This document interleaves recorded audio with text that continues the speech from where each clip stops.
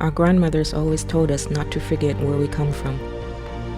When our great-grandmothers were young, they were hunted by dogs and chased down by the United States Army.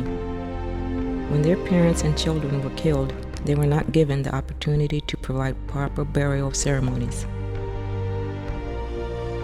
The role we have within our families is very important to the Miccosukee people.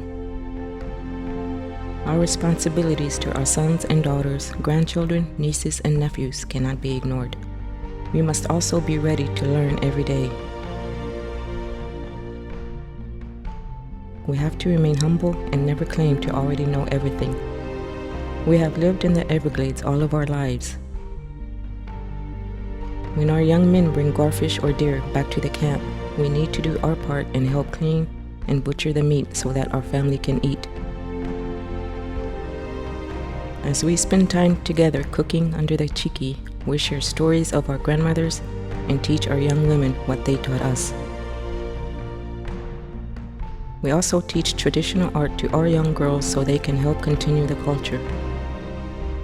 The patchwork we sew has to be done just right and in a certain way so that it lasts. Being a seamstress is more than a hobby. It really is a way of life. The time we share gathering our material, such as fabric, rickrack, or beads, is also another way to be together. When we gather sweetgrass for our baskets or palmetto fiber, we sometimes have to travel to other parts of the state and we get to visit our other relatives.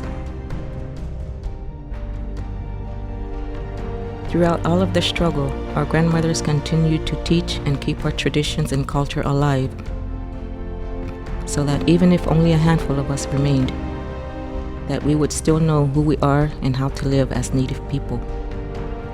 We live in the 21st century and those days may seem far away, but the memories live on in our souls and minds. As a Miccosukee woman, we are taught to make sure we keep our camps as a home. We need to make sure that our families always have a fire to come back to. As long as we have the space, we will have a tribe. Knowing our ancestors and all of our relations cannot be forgotten. Some say when we have no more Native people, the earth will die. We are the life givers and the heart and soul of the Miccosukee people.